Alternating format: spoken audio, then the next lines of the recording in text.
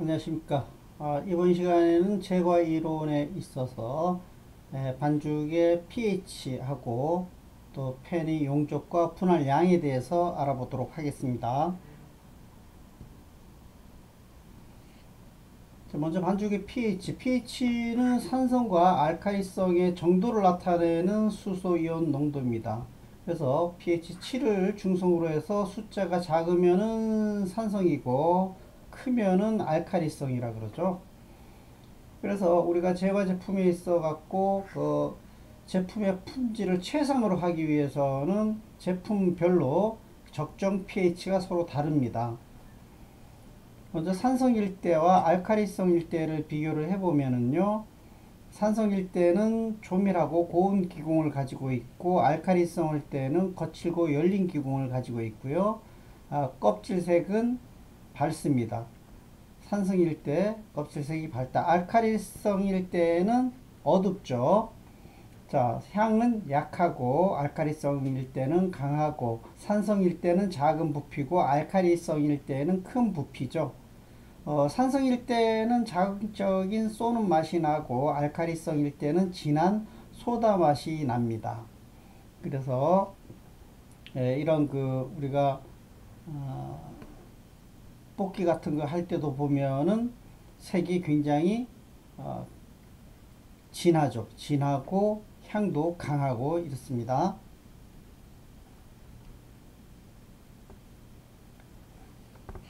과자 반죽의 pH를 그러면은 조절하는 방법을 보겠습니다. pH를 낮추고자 할 때에는 주석산 크림을 가장 많이 사용하고요. 없으면 이제 레몬즙 또는 식초를 사용을 합니다.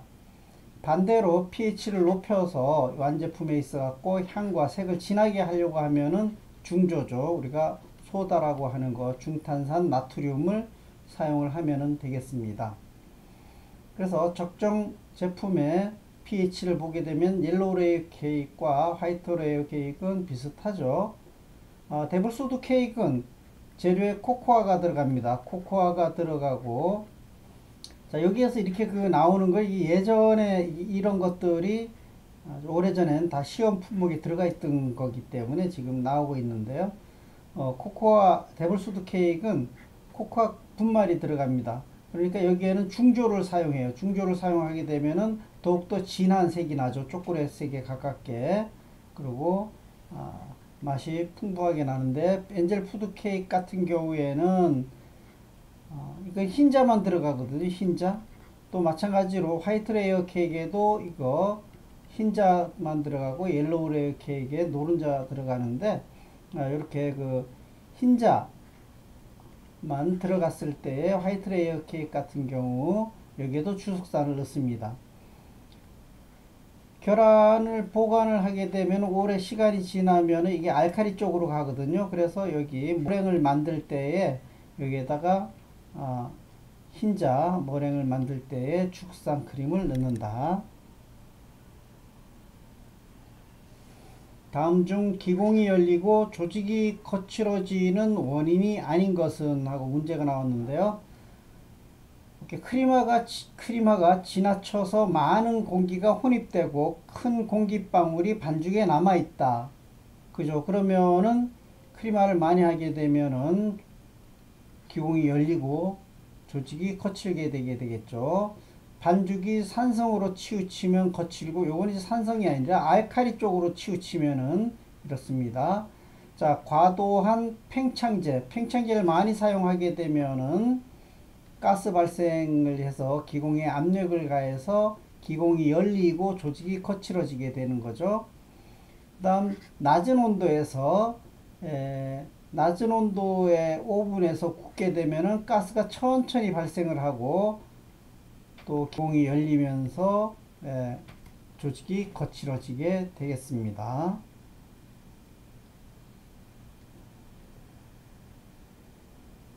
그 다음에 여기 보게 되면요. 2번 문제. 다음 케이크 반죽 중 일반적으로 pH가 가장 낮은 것은 엔젤 푸드 케이크이죠. 엔젤 푸드 케이크에 주석산 크림이란 재료를 넣기 때문에 pH가 낮습니다.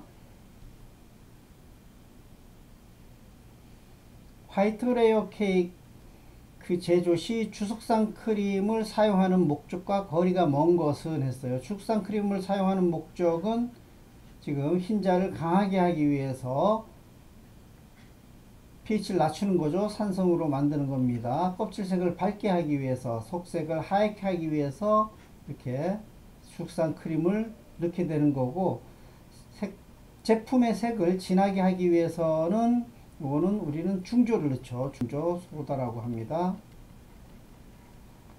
다음 중 제과 제조 시 pH를 낮추어서 완제품의 색을 하얗게 하고자 할 때 사용하는 산성 재료는 뭘까요? 여기에서 주석산 크림이 되겠습니다.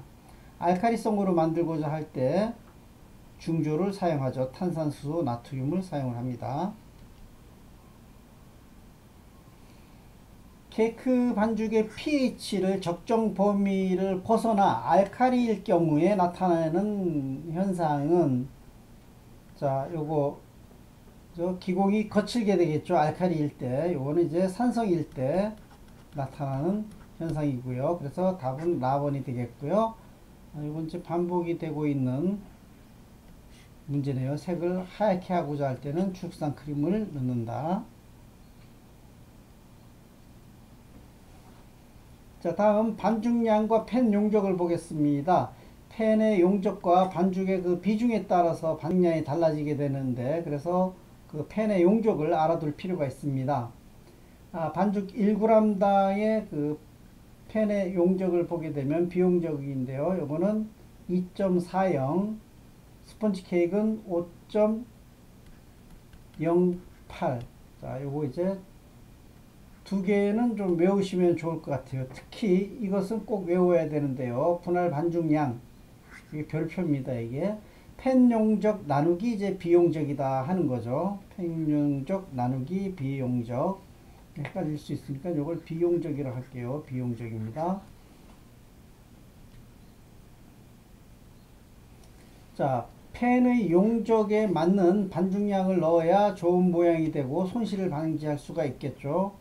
예를 들면 여기 원형 팬인데요. 예를 들면은 스펀지 케이크 만들 때 50에서 60% 정도만 이렇게 넣잖아요.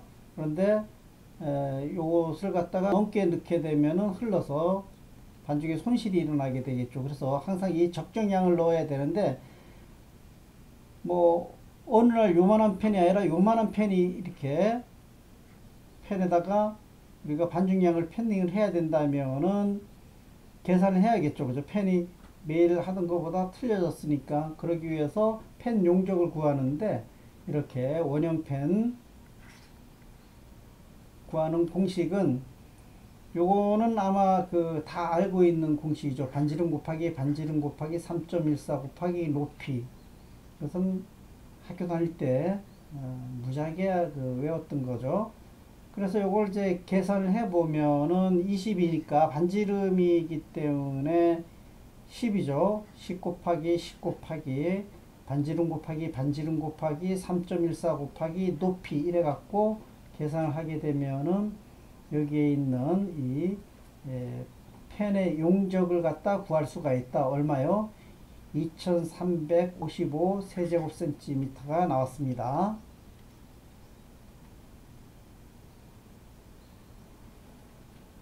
요거는 조금 어려운 건데요. 좀 틀리죠. 이제 위에 반지름하고 밑에 반지름이 틀리기 때문에 평균을 내야 됩니다. 이 경사면을 가진 원기둥의 펜 모양 용적을 구할 때는 두 개를 더해서 반지름이니까 2로 나눠야겠죠. 그래서 평균 반지름 곱하기 3.14 곱하기 높이 이래가지고 구하면은 2826 세제곱센티미터의 펜의 용적을 구할 수가 있습니다.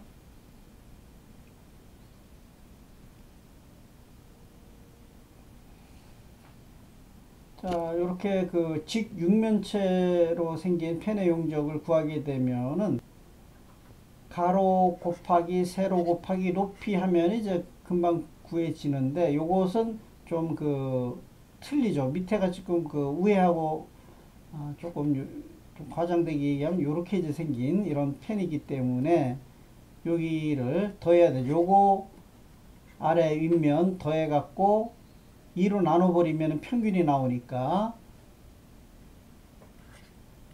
평균 가로죠. 그래서 평균 가로 곱하기 평균 요거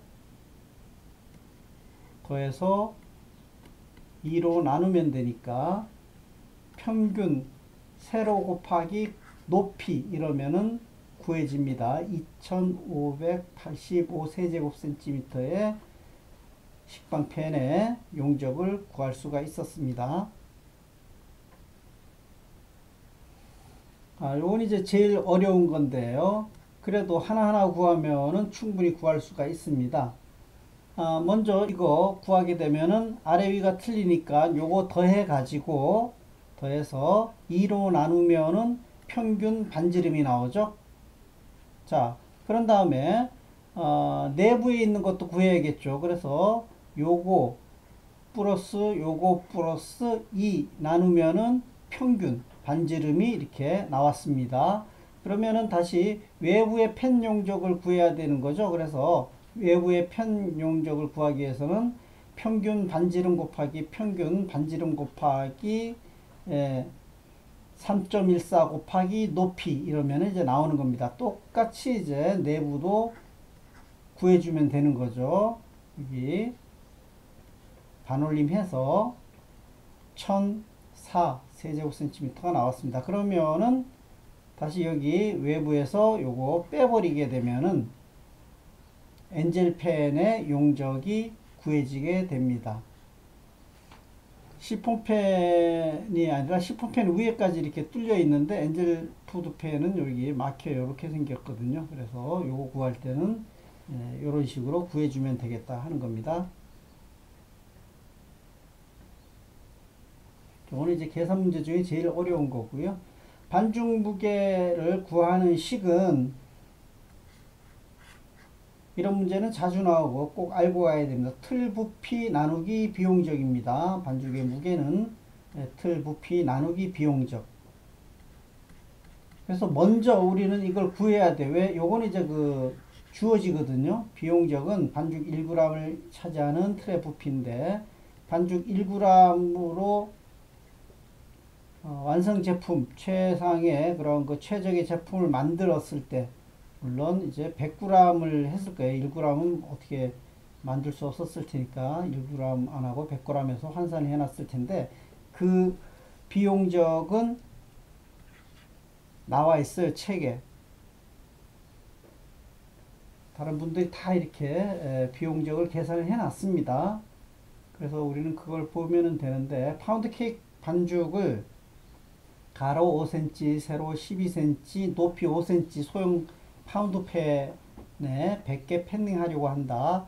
총 반죽의 무게로 알맞은 것은 이랬어요. 이런 거가 나와도 뭐 당황할 필요가 전혀 없겠습니다. 그래서 이렇게 가로 5cm 이렇게 되면 세로 12cm 이런 펜이라면은 여기가 이제 5cm죠. 그러면은 요거는 금방 구하잖아요. 가로 곱하기 세로 곱하기 높이 곱하기 하면은 이제 펜의 용적을 구할 수가 있습니다. 이렇게 펜의 용적을 구하면은 우리는 그 공식을 알고 있잖아요. 반죽 무게는 틀 부피 나누기 비용적이라는 거를 알고 있습니다. 그래서 여기에 이제 대입을 해주게 되면은 5 곱하기 12 곱하기 5는 300이 돼요. 300 나누기 2.40 나누기 2.4는 하면은 여기 이제 나오는 125가 나오게 되고 이게 이제 그 100개 있어야 되니까 곱하기 100 하게 되면은 12.5kg이 나오게 됩니다. 자, 용적이 2050 세제곱센티미터인 펜에 스폰지 케이크를 400g 분할할 때 좋은 제품이 되었다면 용적이 요거보다 크네요. 870세제곱센치인 펜의 적당한 분할 무게는, 그러면 이제 400g보다 커야 돼요. 다 크네요. 그죠? 그럼 계산하면은 비례식으로 풀어주면 되는 거죠. 는 얼마죠? 2870일 때는 얼마냐 이렇게 해갖고 안에 거 밖에 거 이렇게 계산을 하면은 여기 이제 답이 나옵니다.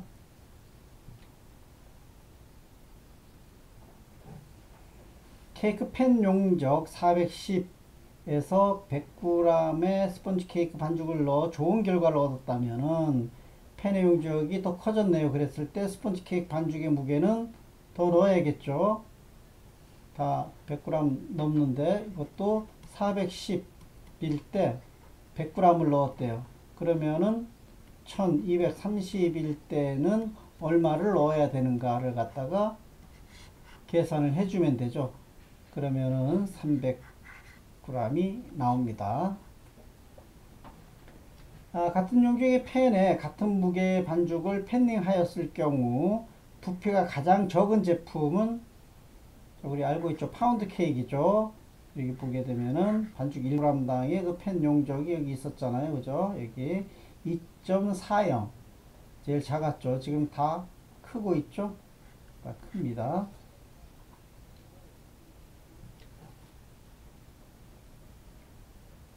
파운드 케이크 팬닝은 틀 높이의 몇 프로 정도까지 반죽을 채우는 것이 가장 적당한가?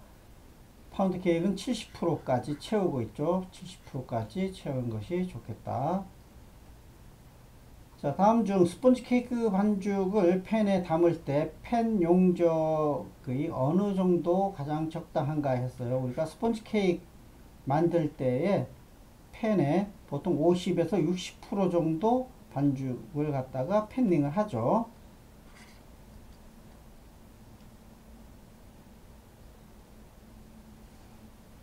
자, 요건 이제 그 제과 시험에서 제빵 시험도 나오기도 하고 제빵 시험에서 제과 시험이 나오기도 합니다.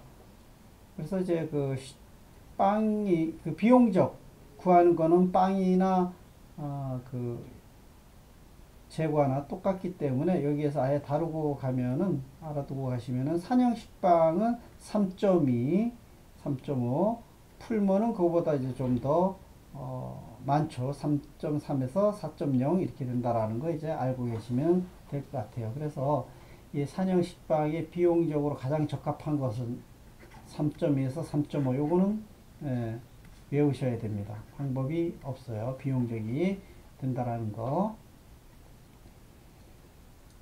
다음 중 비용적이 가장 큰 것은 아까 기억나나요? 5.08이었던 걸로 기억이 되는데 제일 크죠 이게. 그리고 2.4였고요. 식빵 산형 이건 이제 산형 식빵을 기양 식빵이라고 하면 산형 식빵을 얘기하는 거겠죠. 3.2에서 3.5 이렇게 비용적이 가장 큰 제품은 여기에서는 스펀지 케이크가 되겠습니다. 자, 이렇게 해서 제과 이론에 있어서 적정 pH 또 팬닝할 때 팬의 용적 계산하는 문제를 모두 풀어봤습니다. 수고하셨습니다.